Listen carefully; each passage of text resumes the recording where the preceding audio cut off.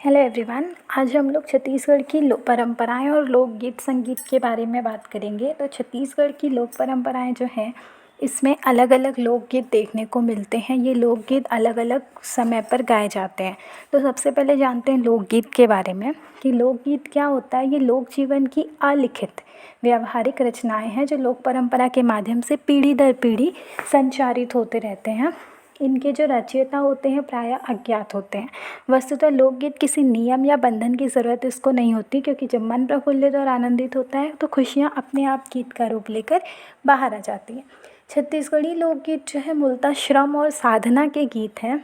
इसमें मुख्य रूप से पंडवानी, भरथरी, ढोला मारू, बांस गीत, ददरिया, धनकुल जगार, सुआ, चंदैनी आदि के रूप में अलग अलग पर्व, त्योहार, संस्कार, अनुष्ठान आदि में हमें गुनगुनाने पर मजबूर कर देता है। इन गीतों में छत्तीसगढ़ी प्रदेश को अपने सांस्कृतिक परंपरा और प्रतिष्ठा की अपनी विशिष्ट शैली नज़र आती है और इसका वर्णन आगे हम करने वाले हैं। तो सबसे पहले देखते हैं लोकगीतों का वर्गीकरण। तो लोकगीत में अलग अलग गीत होते हैं। सबसे पहला होता है धार्मिक गीत, उत्सव संबंधी गीत, संस्कार गीत और मनोरंजन के गीत। तो जो धार्मिक गीत होता है, धार्मिक गीत में हमारे भोजली, जवारा, माता सेवा और गौरा गौरी। तो इससे क्वेश्चंस बहुत ज़्यादा बनते हैं कि जो गीत का नाम दे दिया जाता है और पूछता है कि ये धार्मिक गीत है या उत्सव के गीत है या संस्कार के हैं या मनोरंजन के हैं, तो आपको उसका आंसर करना होता है। सबसे पहला हमने देखा धार्मिक गीत। इसमें 4 थे, भोजली, जवारा, माता सेवा और गौरा गौरी गीत। इसमें धर्म और पूजा के गीत आते हैं, जिसमें सेवा गीत भी आता है। सेवा गीत जो रहता है वो नवरात्रि के समय देवी पूजा पर गाते हैं। जवारा गीत जो है, जवारा गीत इसको चैत्र नवरात्रि में गाया जाता है और जवारा निकाला जाता है। गौरा गौरी जो गीत है ये माँ दुर्गा की स्तुति में गाया जाने वाला लोकगीत है जो नवरात्रि के समय गाया जाता है। बैना गीत इसमें एक और आता है। जो बैना गीत होता है वो छत्तीसगढ़ में तंत्र साधना से संबंधित लोकगीत है जो देवी देवताओं को प्रसन्न करने के लिए गाया जाता है। इसमें और एक आता है नागमत। नागमत गीत जो है वो नागदेव के गुणगान और नाग देश में सुरक्षा की प्रार्थना में गाया जाने वाला गीत है जो नागपंचमी के अवसर पर गाया जाता है। और एक आता है पंथी गीत। पंथी गीत जो है वो सतनामी संप्रदाय के लोगों के द्वारा आध्यात्म महिमा में रचा बसा प्रसिद्ध नृत्य गीत है। देवदास बंजारे इसके जनक कहे जाते हैं। और एक है जस गीत। जस गीत जो है वो देव पूजन के अवसर पर गाया जाने वाला गीत है और ये भी देवी पूजन गीत है। सेकंड हम देखेंगे उत्सव संबंधी गीत। तो उत्सव संबंधी गीत में राउत नाचा, सुआ, छेरछेरा और गौरा गीत है। इसके साथ साथ और गीत आते हैं जिसमें सुआ गीत जो है ये आदिवासी स्त्रियों द्वारा सुआ नृत्य के समय गाया जाता है। इसको गौरी नृत्य भी बोला जाता है। ये गीत दीपावली के पहले शुरू होकर दीपावली के अंतिम दिवस तक चलता है और ये शिव और गौरी के प्रतीक होते हैं। नेक्स्ट भोजली गीत देखते हैं। इसमें भोजली गीत जो है धार्मिक गीत है जो पूजा के गीत में भी आता है और पर्व उत्सव के गीत में भी आता है। तो भोजली गीत होता है रक्षाबंधन के दूसरे दिन भादो माह कृष्ण पक्ष के प्रथम दिन गाया जाता है और इस गीत में गंगा का नाम बार बार आता है। तो ये पूछा जाता है कि भोजली गीत में कौन सा नाम बार बार आता है, तो गंगा का नाम बार बार आता है। राउत गीत जो है छत्तीसगढ़ी यादव समाज में 10 दिनों तक चलने वाला प्रसिद्ध दिवाली नृत्य गीत है। तो हमसे पूछ लेते हैं कि कौन सा गीत कौन से पर्व के अवसर पर गाया जाता है, तो वो भी याद रखना इम्पॉर्टेंट है। पहकी गीत है। पहतिक्की गीत जो है वो छत्तीसगढ़ में होली के अवसर पर अश्लीलतापूर्ण परिहास में गाया जाने वाला लोकगीत है। इसके बाद हम देखते हैं संस्कार गीत। संस्कार गीत में सौहर गीत, छट्टी गीत, पठौनी गीत और विवाह गीत आता है। पठौनी गीत जो होता है ये विवाह के समय हंसी मजाक को मूल लक्ष्य बनाकर खाने के समय गाया जाने वाला गीत है। इसमें एक और गीत आता है जिसको नचौनी गीत बोलते हैं। ये गीत जो होता है नारी की विरह वेदना, संयोग वियोग के रसों से भरपूर प्रसिद्ध गीत है। इसके बाद है मनोरंजन के गीत। मनोरंजन के गीत में 3 गीत है, कर्मा गीत, टेंडा गीत और ददरिया गीत। ये 3 मेन हैं।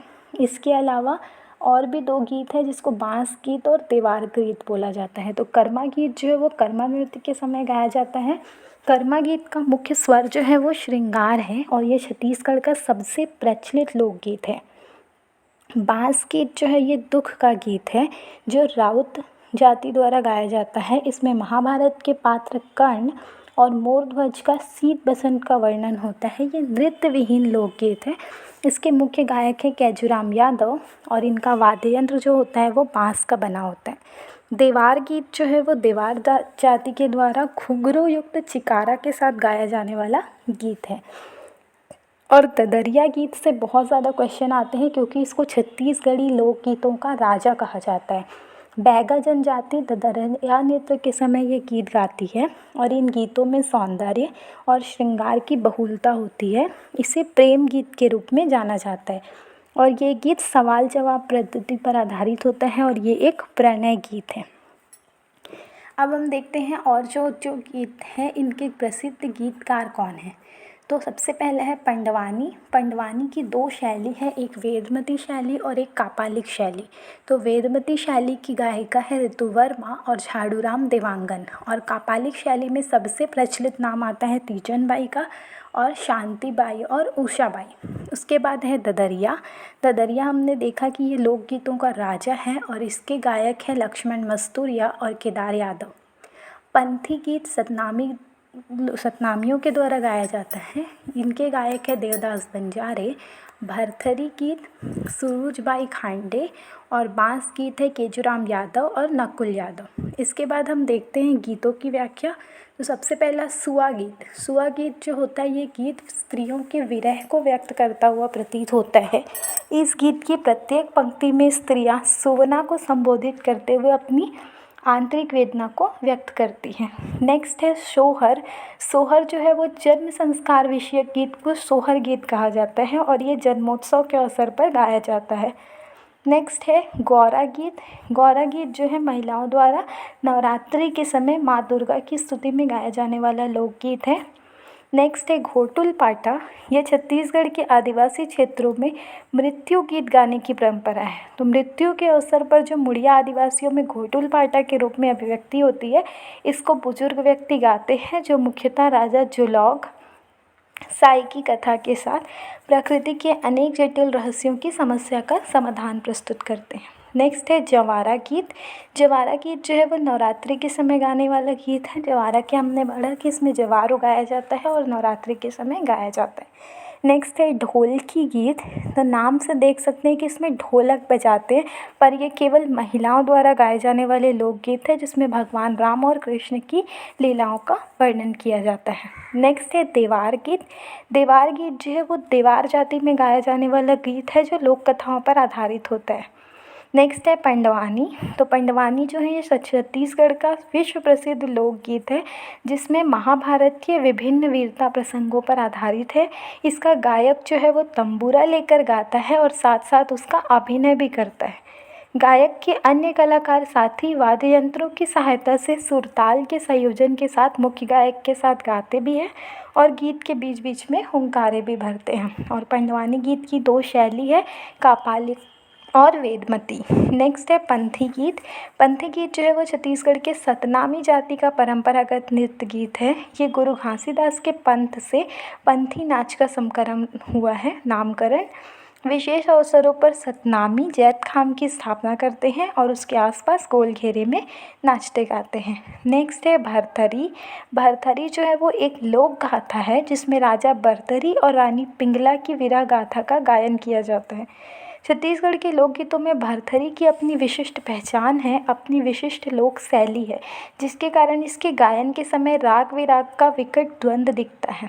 बिलासपुर की सुरुजबाई खांडे भरथरी की शीर्ष गायिका है और पंडवानी की तरह भी इसमें सारंगी और एक तारा वाद्य यंत्र का प्रयोग किया जाता है।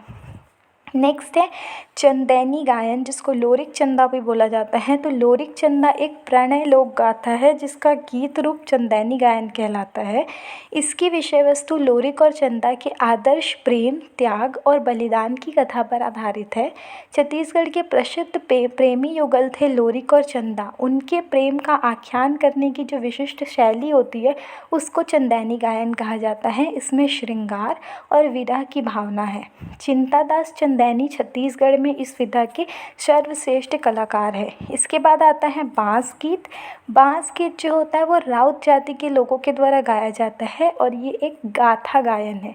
इसमें मोटे बांस के लगभग 1 मीटर लंबे वाद्य को बजाया जाता है, इसलिए इसको बांस गीत बोला जाता है। इसके प्रमुख गायक रागी और वादक होते हैं। इसके प्रमुख पात्र जो है वो गायक, रागी और वादक होते हैं। और गायक जो होता है वो कथा गायन करता है, रागी जो होता है वो हुंकार भरता है और वादक जो होता है वो बांस बजाता है। तो ये सबसे भी बहुत ज़्यादा क्वेश्चन पूछे जाते हैं। तो कहाँ से क्वेश्चन पूछेगा ये हमको छत्तीसगढ़ की लोकगीतों में नहीं पता, पर हमको ये सब याद होना चाहिए क्योंकि ये सब के क्वेश्चन 1 या 2 बनते ही है और हर एग्ज़ाम में बनते हैं। तो आपके महिला सुपरवाइज़र में भी बनेंगे और आगे जितने एग्ज़ाम होंगे इसमें से 1 क्वेश्चन 2 क्वेश्चन दिख ही जाएगा। तो बांस की खुरदुरी लेकिन सुरीली आवाज़ जो होती है वो श्रोताओं का मन मोह लेती है और इस गीत की कथाओं में सीता बसंत, मोर ध्वज और कर्ण की गाथाएं गाई जाती है। और केजूराम यादव और नकुल यादव जो है वो बांस गीत के ख्याति प्राप्त कलाकार है। नेक्स्ट है लोरिक चंदा। तो चंदैनी में हमने पढ़ा कि लोरिक चंदा जो थे वो छत्तीसगढ़ के प्रेमी युगल थे जो बहुत ज़्यादा प्रख्यात थे। तो ये उत्तर भारत की लोकप्रिय प्रेम लोक गाथा है जिसमें लोरिक और चंदा के प्रसंग को क्षेत्रीय विशिष्टता के साथ गाया जाता है और छत्तीसगढ़ी में इसको चंदैनी गायन कहते हैं। लोरिक की शैली भी मूलतः गाथात्मक है। लोरिक चंदा छत्तीसगढ़ में नृत्य के रूप में प्रस्तुत किया जाता है। नृत्य गीत जो होता है वो रात भर चलता है। बीच बीच में विदूषक जलती मशाल के साथ अपनी प्रस्तुति देते हैं। चंदैनी नृत्य में टिमकी और ढोलक की संगत की जाती है। तो ये थे छत्तीसगढ़ के लोकगीत जिसके बारे में हमने डिस्कस किया। आई होप ये चीज़ें आपको समझ आई होगी। इससे क्वेश्चंस जो होते हैं वो बहुत ज़्यादा पूछे जाते हैं, तो हमको ये चीज़ें पता होनी चाहिए। और इनसे जो क्वेश्चंस आए अगर हम इनका क्वेश्चन बनाने जाएंगे तो बहुत सारे क्वेश्चन बनेंगे, तो हमको पता नहीं चलेगा कि कौन सा टॉपिक छूटा। इसीलिए हमने इस पोर्शन को डिटेल में किया है ताकि आपको डिटेलिंग पूरी पता चल जाए, फिर उससे आप क्वेश्चंस निकाल सको। ठीक है, तो thank you everyone for watching till here. Kindly like, if you want to support me, share the video with your friends and subscribe the channel, and also comment if you have any query or suggestion about any of my video. Thank you, have a nice day.